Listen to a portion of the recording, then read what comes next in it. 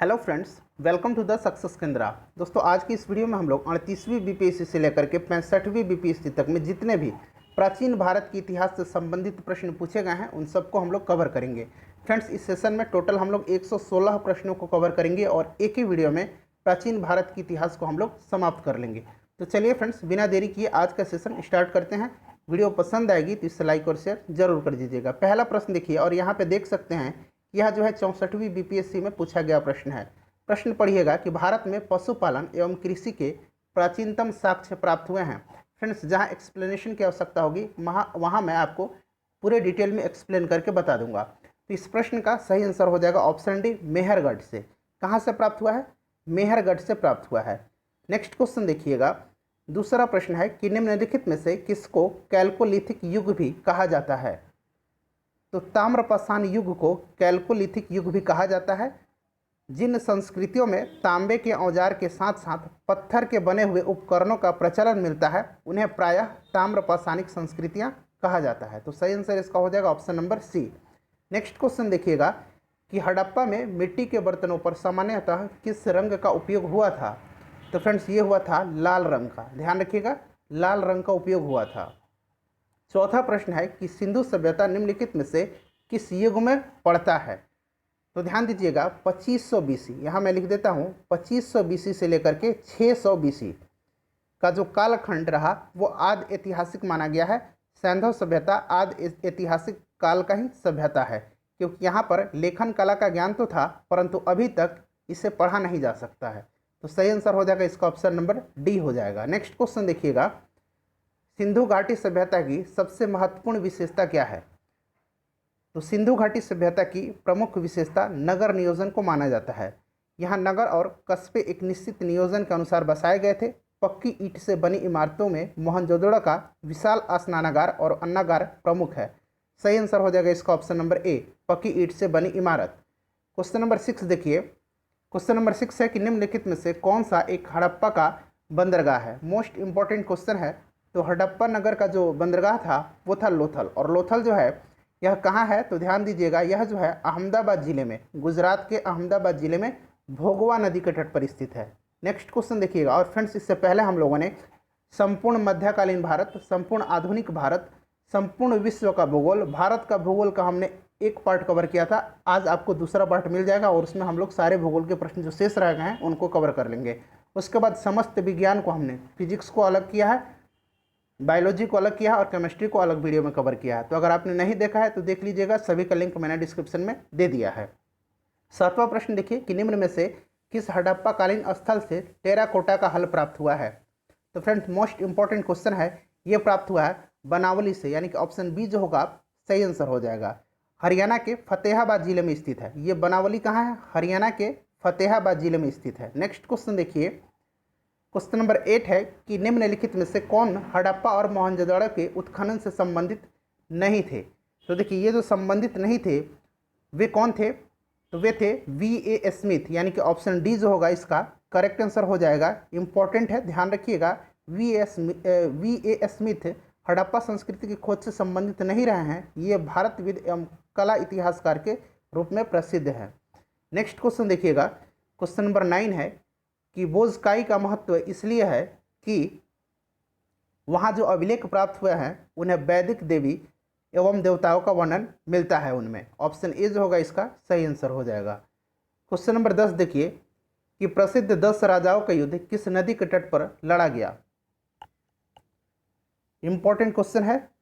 तो ये लड़ा गया था पुरुषनी नदी के तट पर, यानी कि ऑप्शन डी जो होगा इसका सही आंसर हो जाएगा। अगला क्वेश्चन देखिएगा, और वर्तमान में इसको किस नाम से जाना जाता है? रावी नदी के नाम से जाना जाता है। ठीक है, ध्यान रखना है आपको। 11 नंबर देखिए कि ऋग्वेद का कौन सा मंडल पूर्णतः सोम को समर्पित है? तो देखिए, ऋग्वेद में कुल 10 मंडल हैं। कितने मंडल हैं? 10 मंडल हैं। क्लियर है? और इसका जो 9वां मंडल है ये जो है सोम को समर्पित है, यानी कि ऑप्शन सी जो होगा इसका सही आंसर हो जाएगा। ऋग्वेद संहिता का 9वां मंडल पूर्णतः किसको समर्पित है? तो अभी हमने देखा था किसको समर्पित है?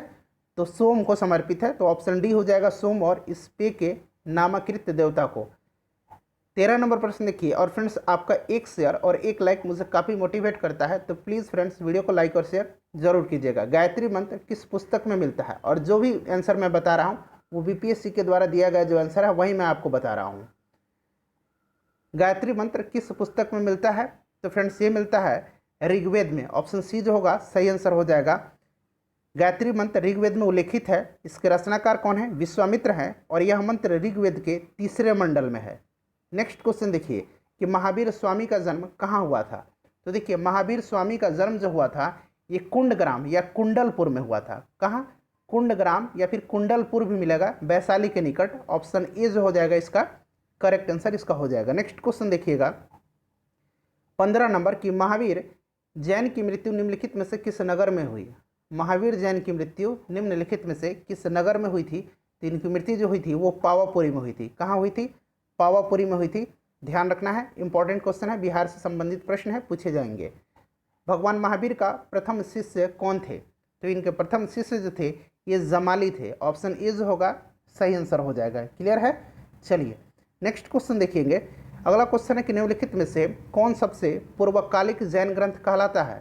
तो फ्रेंड्स ये कौन सा जैन ग्रंथ जो है सबसे पूर्वकालिक जैन ग्रंथ कहलाता है? यह है 14 पूर्व। ऑप्शन सी जो होगा सही आंसर हो जाएगा 14 पूर्व। नेक्स्ट क्वेश्चन देखिए। नेक्स्ट क्वेश्चन है कि महात्मा बुद्ध ने अपना पहला धर्म चक्र प्रवर्तन किस स्थान पर दिया? इंपॉर्टेंट है। तो देखिए ज्ञान प्राप्ति के बाद ही जो है महात्मा जो गौतम बुद्ध ये बुद्ध कहलाए, सिद्धार्थ जो थे ये बुद्ध कहलाएं, और ज्ञान प्राप्ति के पश्चात गौतम बुद्ध ने अपने मत का प्रचार प्रारंभ किया। और इन्होंने जो पहला उपदेश दिया वो कहाँ दिया था? इन्होंने दिया था सारनाथ में। ठीक है, ऑप्शन बी जो होगा सही आंसर हो जाएगा। यह उपदेश जो था दुख के कारणों, दुख का अंत, उनके समाधान से संबंधित था। इसे 4 आर्य सत्य भी कहा जाता है। नेक्स्ट क्वेश्चन देखिएगा। नेक्स्ट क्वेश्चन है कि महात्मा बुद्ध का महापरिनिर्वाण कहाँ हुआ? तो इनकी जो मृत्यु हुई थी वो कुशीनगर में हुई थी। नेक्स्ट क्वेश्चन देखिए, त्रिपिटक किसकी धार्मिक पुस्तक है? त्रिपिटक जो है ये किसकी धार्मिक पुस्तक है? तो त्रिपिटक जो है यह धार्मिक पुस्तक है बौद्धों का। ऑप्शन डी जो होगा सही आंसर हो जाएगा। विनय पिटक, सुत्त पिटक और अभिधम्म पिटक, ये 3 पिटक हैं। नेक्स्ट क्वेश्चन देखिएगा। क्वेश्चन नंबर 21 है कि निम्नलिखित में से कौन सी बात बौद्ध धर्म तथा जैन धर्म में समान नहीं है? तो ये नहीं है आत्मा दमन। आत्मा दमन जो है ये समान नहीं है। नेक्स्ट क्वेश्चन देखिएगा। नेक्स्ट क्वेश्चन है कि बोध गया में बोधि वृक्ष अपने वंश की इस पीढ़ी का है? तो ये जो है 5वीं पीढ़ी का है। पहला बोधि वृक्ष जो था जहाँ जो गौतम बुद्ध को ज्ञान प्राप्त हुआ था वो नहीं है अभी जो है। ठीक है, वो जो वृक्ष था उसको शशांक ने नष्ट करवा दिया था। उसके बाद उसके स्थान पर 2 और वृक्ष लगाए गए और वे भी नष्ट हो गए। वर्तमान वृक्ष में जिसे हम देख रहे हैं वह 5वीं पीढ़ी का वृक्ष है जिसे अलेक्जेंडर कनिंघम ने लगाया था। याद रखिएगा। नेक्स्ट क्वेश्चन देखिए कि बराबर की गुफाओं का उपयोग किसने आश्रय गृह के रूप में किया? तो फ्रेंड्स ये किया था आजीवकों ने। ऑप्शन ए जो होगा करेक्ट आंसर इसका हो जाएगा। किसने किया था? आजीवकों ने किया था। अशोक तथा उसके पौत्र दशरथ के समय में बराबर तथा नागार्जुनी पहाड़ी को काट करके आजीवकों के लिए आवास बनाए गए थे। मौर्य युग में पर्वत गुफाओं को काटकर निवास स्थान बनाने का कला का पूर्ण विकास हुआ है। किस युग में? मौर्य युग में। नेक्स्ट क्वेश्चन देखिएगा कि आजीवक संप्रदाय के संस्थापक थे। तो फ्रेंड्स इसके जो संस्थापक थे वो थे मखली गोसाल, यानी कि ऑप्शन सी जो होगा सही आंसर हो जाएगा। पाटलिपुत्र के संस्थापक थे। पाटलिपुत्र के संस्थापक थे। तो देखिए पाटलिपुत्र की स्थापना अजात शत्रु के उत्तराधिकारी उदयन ने गंगा और सोन नदी के संगम पर एक किला बनाकर की थी, और इसने मगध साम्राज्य की राजधानी राजगृह से पाटलिपुत्र स्थानांतरित की। तो सही आंसर हो जाएगा इसका ऑप्शन सी उदयन। ध्यान रखिएगा, इंपॉर्टेंट है। नेक्स्ट क्वेश्चन देखिएगा कि किस शासक द्वारा सर्वप्रथम पाटलिपुत्र का राजधानी के रूप में चयन किया गया? तो ये किया गया था, अभी हम लोग देखा है, उदयन के द्वारा। नेक्स्ट देखिएगा कि निम्नलिखित में से किस राजा ने पाटलिपुत्र बसाया था? तो ये उदयन ने बसाया था। 28 नंबर देखिए कि विश्व का पहला गणतंत्र वैशाली में किसके द्वारा स्थापित किया गया था? तो ये किया गया था लिच्छवी के द्वारा। ऑप्शन डी जो होगा सही आंसर हो जाएगा। वैशाली के लिच्छवी ने विश्व का पहला गणतंत्र स्थापित किया था। वैशाली बुद्ध काल का सबसे बड़ा तथा शक्तिशाली गणराज्य था। नेक्स्ट क्वेश्चन देखिएगा कि मगध की प्रारंभिक राजधानी कौन सी थी। तो प्रारंभिक राजधानी जो थी वो मगध की कहाँ थी, राजगृह या गिरिव्रज थी, यानी कि ऑप्शन सी जो होगा सही आंसर हो जाएगा। और यहाँ से राजधानी पाटलिपुत्र किसने ले गया था, तो उदयन ने ले गया था, ध्यान रखिएगा। अगला क्वेश्चन देखिएगा कि अजातशत्रु के वंश का नाम क्या था। तो अजातशत्रु जो था यह किस वंश का था, ये था हर्यंक वंश का, और हर्यंक वंश का संस्थापक कौन था, बिंबिसार था। नेक्स्ट क्वेश्चन देखिए, सेंड्रोकोटस से चंद्रगुप्त मौर्य की पहचान किसने की है। तो फ्रेंड्स ये किया है विलियम जोन्स ने, ऑप्शन ए जो होगा सही आंसर हो जाएगा। नेक्स्ट क्वेश्चन देखिएगा कि ब्राह्मणी लिपि को सर्वप्रथम किसने पढ़ा। तो इसको पढ़ा था जेम्स प्रिंसेप ने। किसने पढ़ा था, जेम्स प्रिंसेप ने पढ़ा था। ये देखिए प्रश्न कितनी बार पूछा गया है, ध्यान रखिएगा, जेम्स प्रिंसेप ने पढ़ा था। अगला क्वेश्चन देखिएगा कि मेगास्थनीज की पुस्तक का नाम क्या है। तो मेगास्थनीज की पुस्तक का नाम जो है वह है इंडिका, ऑप्शन डी जो होगा इस प्रश्न का सही आंसर हो जाएगा इंडिका। नेक्स्ट क्वेश्चन देखिए, नेक्स्ट क्वेश्चन है कि इंडिका का लेखक कौन था। तो ये कौन था, मेगास्थनीज था, इंपॉर्टेंट है, ध्यान रखिएगा, इस तरह के प्रश्न बार बार पूछे जाते हैं। अगला क्वेश्चन देखिए, और ये जो पुस्तक जो थी इंडिका, यह जो है मौर्य काल के इतिहास के संबंध में इससे जानकारी प्राप्त होती है। मौर्य काल के इतिहास का यह प्रमुख स्रोत माना जाता है। मेगास्थनीज किसका दूत था।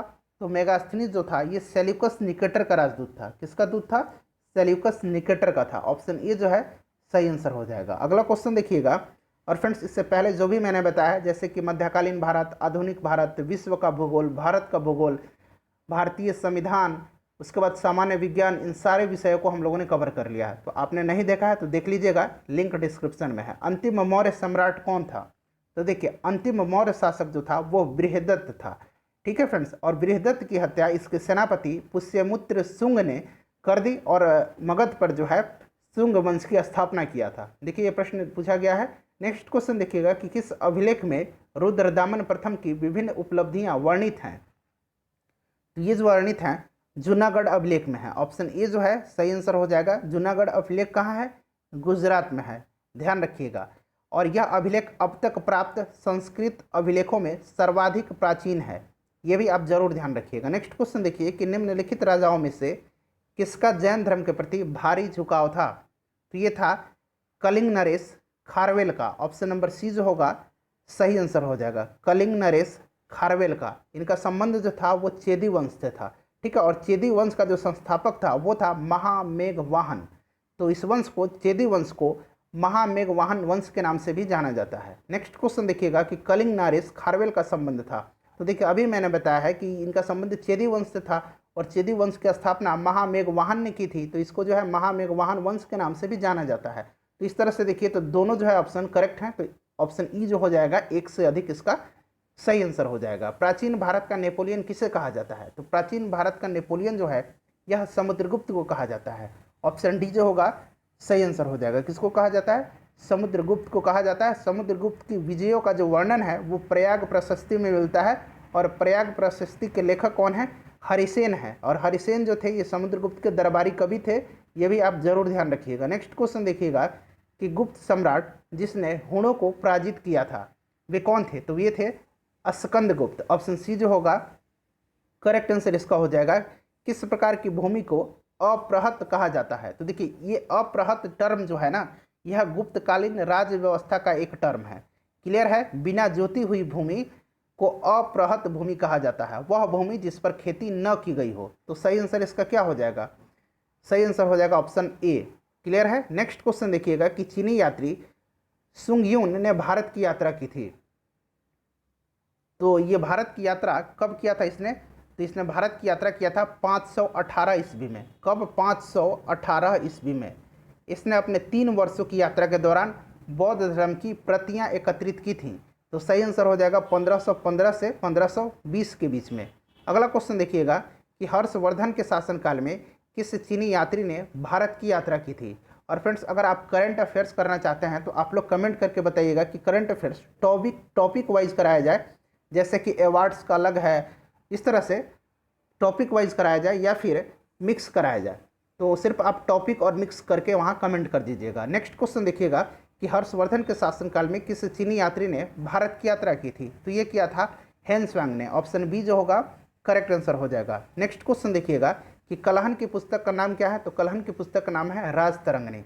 राजतरंगिणी से ये जो पुस्तक है राजतरंगिणी में कश्मीर के इतिहास का वर्णन है। नेक्स्ट क्वेश्चन देखिएगा कि उदंतपुर शिक्षा केंद्र निम्नलिखित में से किस राज्य में अवस्थित था? तो उदंतपुर शिक्षा केंद्र जो था ये बिहार में अवस्थित था। ऑप्शन बी जो होगा सही आंसर इसका हो जाएगा। क्लियर है? याद रखिएगा, इसकी स्थापना पाल वंश के जो संस्थापक था गोपाल, इसी ने करवाया था। अगला क्वेश्चन देखिएगा कि कर्नाट वंश का संस्थापक कौन था? कर्नाट वंश का संस्थापक कौन था? तो देखिए कर्नाट वंश के संस्थापक नान्यादेव थे। ऑप्शन ए जो होगा सही आंसर इसका हो जाएगा। कर्नाट वंश का शासनकाल जो था वो मिथिला का स्वर्ण युग कहलाता है। मिथिला का स्वर्ण युग कहलाता है कर्नाट वंश का शासनकाल। अगला क्वेश्चन देखिएगा कि कर्नाट वंश का अंतिम शासक कौन था? तो फ्रेंड्स कर्नाट वंश का अंतिम शासक हरि सिंह था। ऑप्शन ए जो है इस प्रश्न का सही आंसर हो जाएगा। हरि सिंह देव इनका पूरा नाम है, ध्यान रखिएगा। नेक्स्ट क्वेश्चन देखिएगा कि किस काल में अछूत की अवधारणा स्पष्ट रूप से उद्धृत हुई थी? तो फ्रेंड्स ये हुई थी धर्मशास्त्र के समय में। ऑप्शन डी जो होगा इसका सही आंसर हो जाएगा। नेक्स्ट क्वेश्चन देखिएगा क्वेश्चन नंबर 50 कि कनिष्क के शासनकाल में बौद्ध सभा किस नगर में आयोजित हुई थी? तो कनिष्क के समय में चौथी बौद्ध सभा का आयोजन हुआ था। कहाँ हुआ था? तो कश्मीर में हुआ था। याद रखिएगा, इंपॉर्टेंट है। नेक्स्ट क्वेश्चन देखिए, और इसकी अध्यक्षता किसने किया था?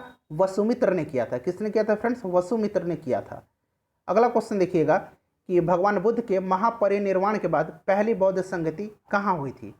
तो बौद्ध के महापरिनिर्वाण के बाद पहली बौद्ध संगति का आयोजन हुआ था राजगृह में। ऑप्शन ए सही आंसर हो जाएगा। और किसके शासनकाल में हुआ था?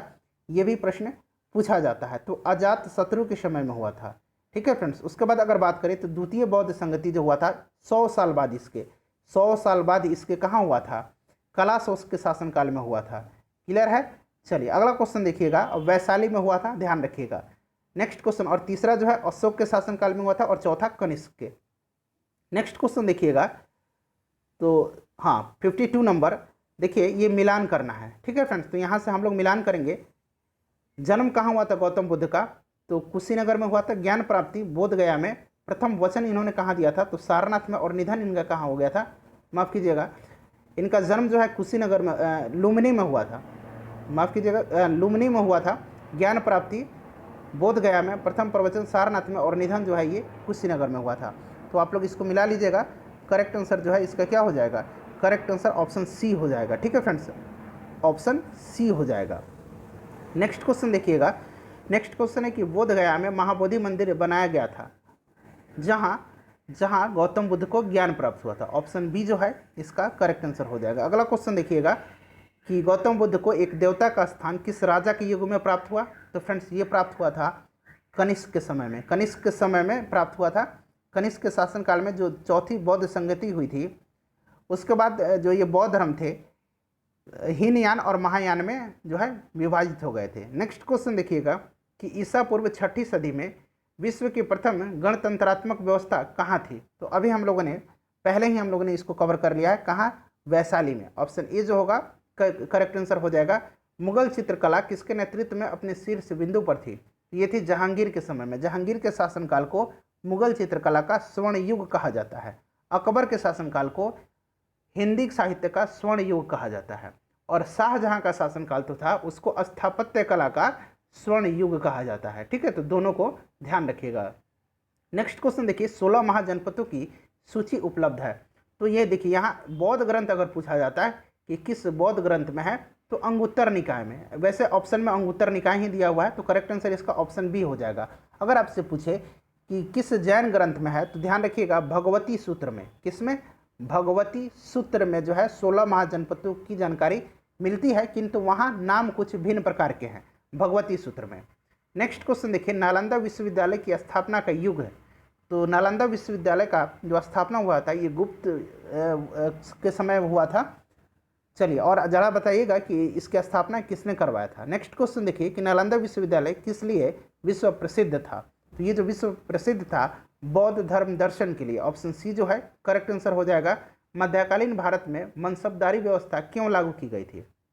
इंपॉर्टेंट है, बताइएगा क्यों लागू की गई थी। तो ये लागू इसलिए की गई थी सैनिकों को सुगमता से भर्ती किया जाए। ऑप्शन बी जो होगा इसका करेक्ट आंसर हो जाएगा। मनसबदारी व्यवस्था एक विशिष्ट प्रशासनिक व्यवस्था थी जिसका प्रचलन मुगल शासक अकबर के द्वारा किया गया था। मनसब द्वारा 3 बातें निर्धारित होती थी: पदाधिकारी की वरीयता क्रम, उनका वेतन और सैनिक उत्तरदायित्व। सैनिक उत्तरदायित्व में मनसबदार को अपने मनसब के अनुसार सैनिकों को रखना पड़ता था। नेक्स्ट क्वेश्चन देखिएगा। नेक्स्ट क्वेश्चन है, ये कथन दिए गए हैं और कारण दिए गए हैं। आपको इसमें से बताना है कि क्या जो ये कारण है कथन की सही व्याख्या करता है। पहले तो बताना है कि ये जो कथन है क्या सही है और कारण भी है क्या ये सही है। तो अगर दोनों सही हैं उसके बाद बताना है कि क्या जो ये कारण है कथन का व्याख्या करता है। तो देखिए 12वीं सदी के अंत तक नालंदा महाविहार का पतन हो गया, ये जो है बिल्कुल करेक्ट है। ठीक है फ्रेंड्स, उसके बाद महावीर को राजकीय प्रश्रय मिलना बंद हो गया था, ये भी जो है करेक्ट आंसर है। ठीक है, परंतु ये जो रीज़न है ना, कारण ये जो रीज़न है ये कथन का सही व्याख्या नहीं करता है। इस प्रश्न का सही आंसर हो जाएगा ऑप्शन नंबर बी। नेक्स्ट देखिएगा कि प्रथम मगध साम्राज्य का उत्कर्ष किस शताब्दी में हुआ था। तो फ्रेंड्स ये जो हुआ था ईस्वी पूर्व 6ठी शताब्दी में हुआ था। ऑप्शन बी करेक्ट आंसर हो जाएगा। मगध की राजधानी कौन थी? तो देखिए अब यहाँ थोड़ा सा कन्फ्यूज़न है। मगध की राजधानी तो पाटलिपुत्र भी थी और गिरिव्रज भी थी, यानी कि राजगिर भी थी। अगर आपसे पूछा जाता कि प्राचीन मगध की, ठीक है, मगध की प्राचीन राजधानी, यहाँ अगर प्राचीन शब्द लग जाता कि मगध की प्राचीन राजधानी कहाँ है तो राजधानी गिरिव्रज होती, लेकिन यहाँ कुछ भी नहीं दिया हुआ, सीधे पूछा जा रहा है कि मगध की राजधानी। तो देखिए इस तरह से देखें तो ए भी सही है और आंसर सी भी इसका सही है। तो इनमें से कोई नहीं आपके ऑप्शन में अगर रहेगा तो एक से अधिक जो है ये आंसर हो जाएगा। नेक्स्ट क्वेश्चन देखिएगा कि नंद वंश के पश्चात मगध पर किस राजवंश ने शासन किया था।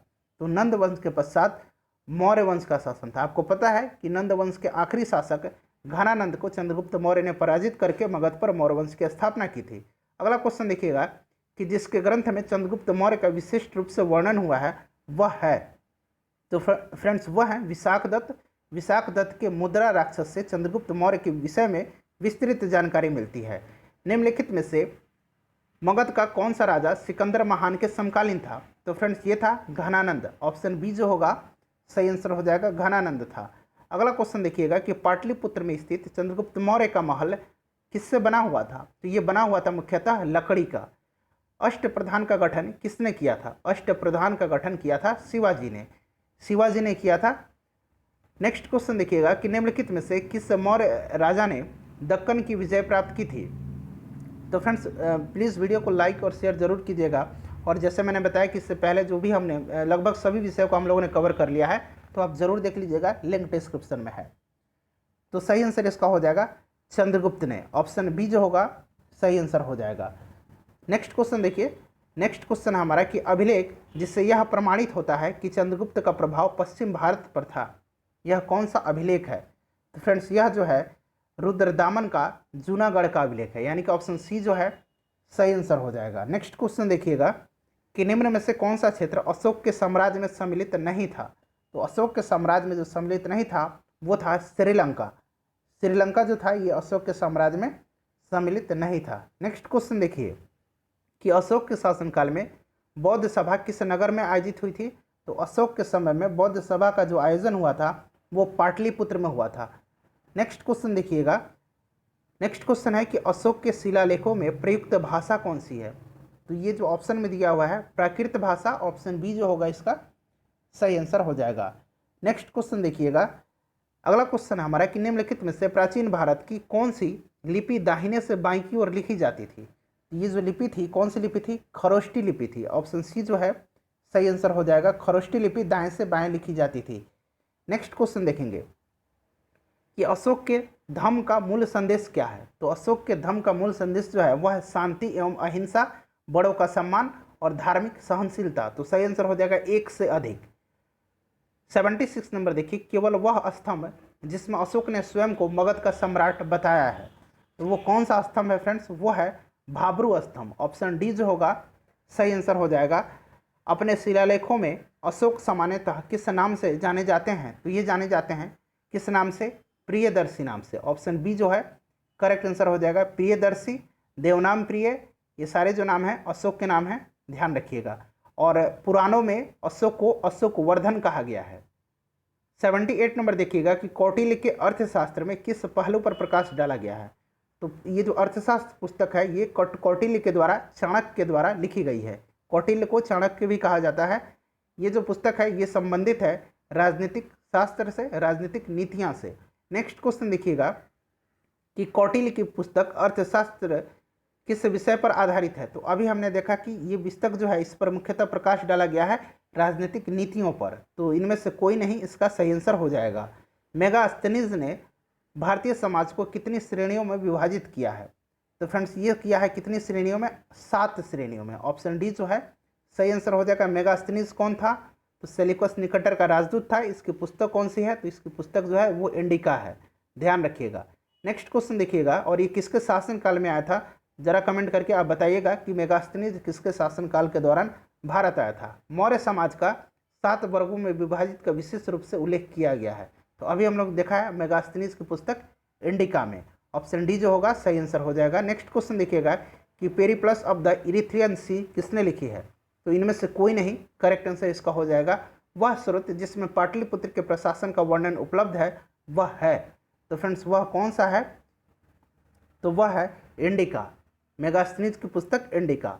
पाटलिपुत्र को किस शासक ने सर्वप्रथम अपनी राजधानी बनाया था। तो पाटलिपुत्र को सबसे पहले बनाया था उदयन ने। किसने बनाया था, उदयन ने बनाया था। लेकिन देखिए ऑप्शन में उदयन नहीं दिया हुआ है, ठीक है। तो इस तरह से सही आंसर हो जाएगा वो चंद्रगुप्त मौर्य बनाया था। इनमें से सबसे पहले चंद्रगुप्त मौर्य ही है। अगला क्वेश्चन देखिएगा कि इनमें से किसने सर्वप्रथम व्यापक पैमाने पर स्वर्ण मुद्रा का प्रचलन किया था। तो फ्रेंड्स ये किया था कुषाण वंश के शासक विम कडफिसेस ने। ऑप्शन सी जो होगा सही आंसर हो जाएगा। विम कडफिसेस जो था ये कुजुल कडफिसेस का बेटा था। नेक्स्ट क्वेश्चन देखिएगा कि कला की गंधार एवं मथुरा शैली का जो है विकास हुआ था किसके समय में। तो ये हुआ था कुषाणों के समय में, ठीक है। गंधार शैली का विकास कुषाण के समय में हुआ था। और ध्यान रखिएगा गंधार और मथुरा शैली का जो विकास हुआ था वो कनिष्क के समय सबसे ज़्यादा हुआ था। कनिष्क जो था कुषाण वंश का सबसे जो है महत्वपूर्ण था कहिए, या फिर सही कहिए सबसे शक्तिशाली राजा था। नेक्स्ट क्वेश्चन देखिएगा कि शुंग वंश के बाद किस वंश ने भारत पर राज किया था। तो शुंग वंश के बाद भारत पर कर्ण वंश ने राज्य किया था। ऑप्शन सी जो होगा सही आंसर हो जाएगा। शुंग वंश का अंतिम शासक जो था देवभूति था।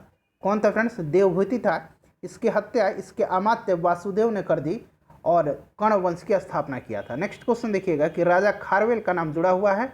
तो राजा खारवेल का जो नाम जुड़ा हुआ है वो जुड़ा हुआ है हाथी गुम्फा अभिलेख से, यानी कि ऑप्शन सी जो होगा सही आंसर हो जाएगा। खारवेल का संबंध किस वंश से है, चेदी वंश से है या फिर महामेघ वाहन वंश, दोनों ध्यान रखिएगा। नेक्स्ट क्वेश्चन देखिएगा कि नगरों का क्रमिक पतन किस काल की एक महत्वपूर्ण विशेषता थी।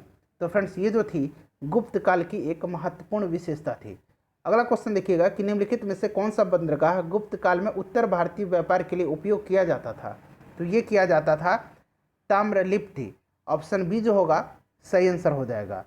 गुप्त काल में बंगाल में ताम्रलिप्ति एक प्रमुख बंदरगाह था जहां से उत्तर भारत के साथ दक्षिण पूर्व एशिया, चीन, श्रीलंका, जावा, सुमात्रा आदि देशों के साथ व्यापार होता था। किस शासक वंश ने मंदिरों एवं ब्राह्मणों को सबसे अधिक ग्राम अनुदान किए थे। इंपॉर्टेंट क्वेश्चन है। तो ये किया था गुप्त वंश ने। ऑप्शन ए जो होगा करेक्ट आंसर हो जाएगा। और गुप्त वंश का संस्थापक कौन था, कमेंट करके आप लोग बताइएगा।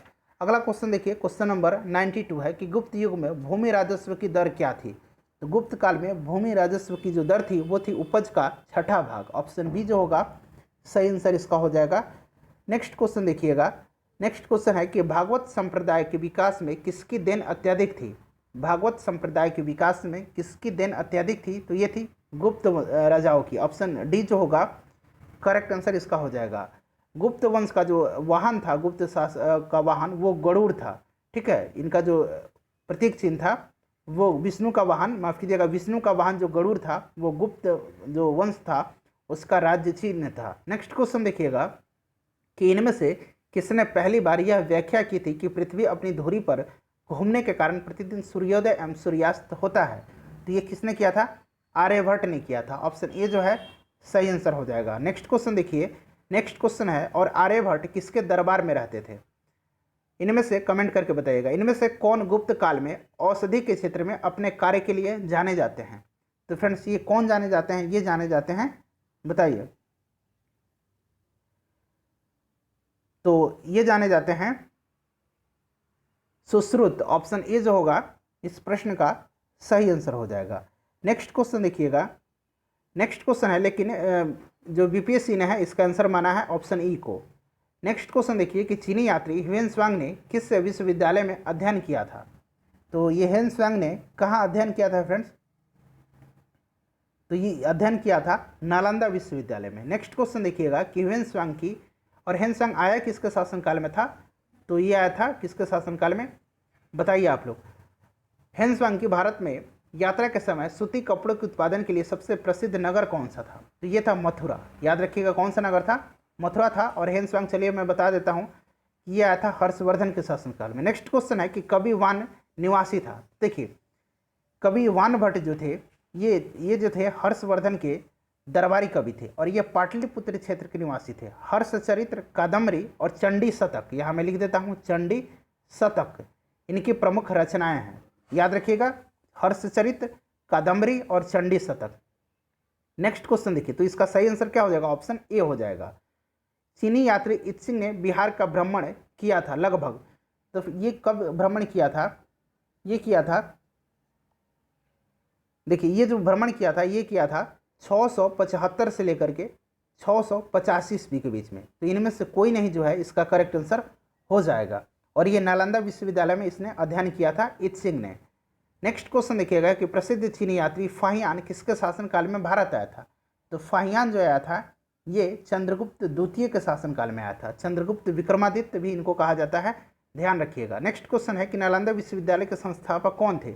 तो नालंदा विश्वविद्यालय के जो संस्थापक थे ये कुमारगुप्त थे। ऑप्शन बी करेक्ट आंसर हो जाएगा। नेक्स्ट क्वेश्चन देखिए कि ताम्रपत्र लेख दर्शाते हैं कि प्राचीन काल में बिहार के राजाओं का संपर्क था।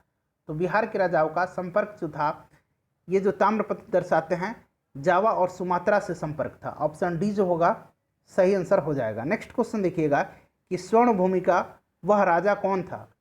स्वर्ण भूमि का वह राजा कौन था जिसने नालंदा में एक बौद्ध विहार की स्थापना की तथा उसे रख रखाव हेतु अपने दूत द्वारा देवपाल से 5 गांव दान देने का प्रार्थना किया था। तो सही आंसर इसका हो जाएगा ऑप्शन सी बालपुत्र देव। बालपुत्र देव, ऑप्शन सी जो होगा सही आंसर इसका हो जाएगा। नेक्स्ट क्वेश्चन देखिएगा, नेक्स्ट क्वेश्चन है हमारा कि नालंदा विश्वविद्यालय के विनाश के कारण थे। तो फ्रेंड्स इसका जो करेक्ट आंसर हो जाएगा वो हो जाएगा मुसलमान। ऑप्शन ए जो होगा सही आंसर हो जाएगा। नालंदा विश्वविद्यालय बख्तियार खिलजी के अधीन तुर्क मुस्लिम आक्रमणकारियों के द्वारा नष्ट किया गया था। नेक्स्ट क्वेश्चन देखिए कि खजुराहो मंदिर स्थापत्य के निर्माण के सहयोगी थे। तो खजुराहो मंदिर का निर्माण जो है चंदेल राजाओं ने किया था। और खजुराहो मंदिर जो है ये कहाँ है फ्रेंड्स, तो ये मध्य प्रदेश में है, छतरपुर जिले में। नेक्स्ट क्वेश्चन देखिएगा कि विक्रमशिला शिक्षा केंद्र के संस्थापक का नाम क्या था। विक्रमशिला शिक्षा केंद्र, तो ये थे धर्मपाल, पाल वंश के राजा थे धर्मपाल। नेक्स्ट क्वेश्चन देखिएगा कि निम्नलिखित राजवंशों में से किसका उल्लेख संगम साहित्य में नहीं हुआ है। तो संगम साहित्य में जो है चोल, चेर और पांड्य राजाओं का उद्भव और विकास का विवरण प्राप्त होता है। तो सही आंसर कदम जो है ये नहीं है।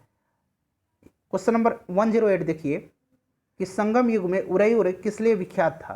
तो उरैयुर जो था फ्रेंड्स ये किस लिए विख्यात था, ये विख्यात था कपास के व्यापार का एक महत्वपूर्ण केंद्र था, इसलिए ये विख्यात था। मुद्रा राक्षस के लेखक निम्न में से कौन है। तो मुद्रा राक्षस के लेखक हैं विशाख दत्त। ऑप्शन बी जो है सही आंसर हो जाएगा विशाख दत्त। नेक्स्ट क्वेश्चन देखिएगा कि पृथ्वीराज रासो के लेखक कौन है। तो पृथ्वीराज रासो के लेखक हैं चंद्रवरदाई। ऑप्शन डी जो है इसका सही आंसर हो जाएगा चौहान वंश के शासक पृथ्वीराज तृतीय। पृथ्वीराज तृतीय के ये दरबारी कवि थे चंद्रवरदाई। नेक्स्ट क्वेश्चन देखिएगा, नेक्स्ट क्वेश्चन है कि स्वप्न वासवदाता के लेखक कौन है। तो फ्रेंड्स इसके जो लेखक हैं वो हैं भास। ऑप्शन बी जो है सही आंसर इसका हो जाएगा। नेक्स्ट क्वेश्चन देखिए कि कुमार संभव महाकाव्य किस कवि ने लिखा है। तो ये लिखा है कालिदास ने। ऑप्शन डी सही आंसर है इसका। ऑप्शन डी जो है करेक्ट आंसर हो जाएगा। उस स्रोत का नाम बताएं जो प्राचीन भारत के व्यापारिक मार्गों पर मौन है। तो ये स्रोत हैं मिलिंद पन्हो। ऑप्शन बी जो है सही आंसर इसका हो जाएगा। ठीक है फ्रेंड्स, चलिए अगला क्वेश्चन देखिएगा कि हर्षचरित्र नामक पुस्तक किसने लिखी है। तो हर्षचरित्र नामक पुस्तक मैंने अभी बताया है, आप लोग इसको कमेंट करके बताइएगा कि हर्षचरित्र के लेखक कौन है। नेक्स्ट क्वेश्चन है कि चोल काल किस लिए यह प्रसिद्ध था। तो चोल काल जो था ये प्रसिद्ध किस लिए था? तो ग्राम पंचायत, यानी कि ऑप्शन ए जो था, ए जो है इसका करेक्ट आंसर हो जाएगा। नेक्स्ट क्वेश्चन देखिएगा। नेक्स्ट क्वेश्चन है कि दक्षिण भारत के मंदिरों के आकर्षण द्वार कहलाते हैं। तो ये जो आकर्षण द्वार है ये गोपुरम कहलाते हैं। तो फ्रेंड्स टोटल हम लोगों ने 116 प्रश्नों को कवर किया था, कर लिया है, जो 38वीं और 65वीं बीपीएससी के दरमियान पूछे गए हैं। उम्मीद करता हूं कि वीडियो पसंद आई है। तो प्लीज़ फ्रेंड्स वीडियो को लाइक और शेयर जरूर कर दीजिएगा, और बाकी के जो सब्जेक्ट्स हम लोगों ने कवर किए हैं उसको जरूर देख लीजिएगा, लिंक डिस्क्रिप्शन में है। मिलते हैं नेक्स्ट वीडियो में। Thanks for watching.